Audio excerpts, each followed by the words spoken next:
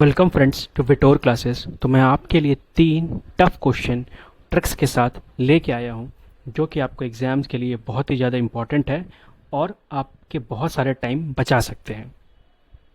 तो चलिए इसे हम लोग शुरू करते हैं।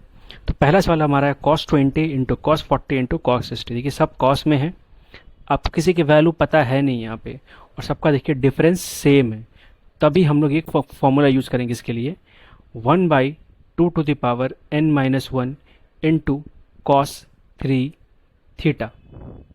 ठीक है, ये n क्या है, ये कितने बार लिखा गया है, तो 1/2 टू द पावर 3-1। और जो थीटा क्या होगा, सबसे छोटा वाला 20, तो 3 इंटू 20 तो कितना हो गया 60।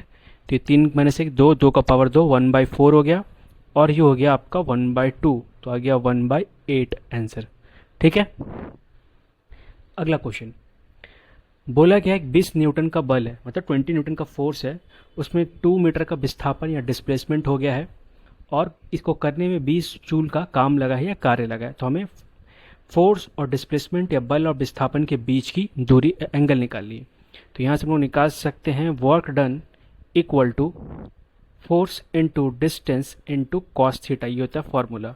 तो वर्क हमारा हो गया 20, बल हमारा हो गया 20, विस्थापन है 2 कॉस थीटा, तो 20 कट गया, ये 1/2 नीचे आ जाएगा, तो कॉस थीटा इक्वल टू 1/2, तो थीटा कितना हो गया 60 डिग्री। ठीक है, ऐसे करके इसको सॉल्व करते हैं।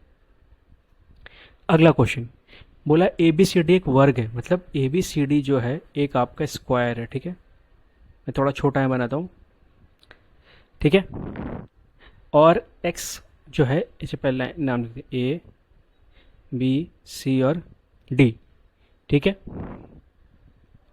तो जो x है AB का मध्य बिंदु है और y BC का। ठीक है, और y इस तरह एक बिंदु है जो जिसके कारण से जो BY है ABC का BC का 2/3, मतलब अगर ये 2 है तो ये 1 है, यहाँ पे ये 1 है तो ये 1 है। ठीक है, अब हम क्या करेंगे ना कि हम टोटल को मान लेते हैं 6 है। ठीक है, तो फिलहाल ये मध्य बिंदु है तो ये भी 3 हो जाएगा AX, और BX भी 3 हो जाएगा हमारे पास। ठीक है, अब इसको भी क्योंकि ये वर्ग है तो ये भी 6 मानेंगे, तो ये जो ऊपर वाला पार्ट है CY, ये आपका 4 हो जाएगा, और ये वाला आपका 2 हो जाएगा। ठीक है, अब हमें इन दोनों को जोड़ देना है। ठीक है, तो देखिए ये कितना हो गया 1 हो गया, और ये ये हो गया 3 आपका, और ये हो गया आपका 2। तो अगर इस ट्राइंगल को देखेंगे तो एरिया कितना आएगा 1/2 इंटू 3 इंटू 2, तो 2 कट गया, और इसके इक्वल टू आपको दिया है 300। ठीक है, एरिया ऑफ BXY का।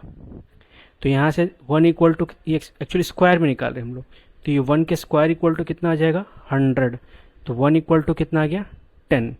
ठीक है, हमें एरिया किसका पूछा है, मैं लंबाई पूछा है विकर्ण का, ये लंबाई। देखिए अगर हमारा 1 इक्वल टू 10 है तो हमने पूरा कितना माना था 6, तो ये कितना हो जाएगा 60। अगर ये 60 है तो डायगोनल क्या होता है, ये विकर्ण क्या होता है किसी वर्ग का, A√2, तो कितना हो गया 60√2। तो ऐसे करके इस क्वेश्चन को हम लोग सॉल्व करेंगे।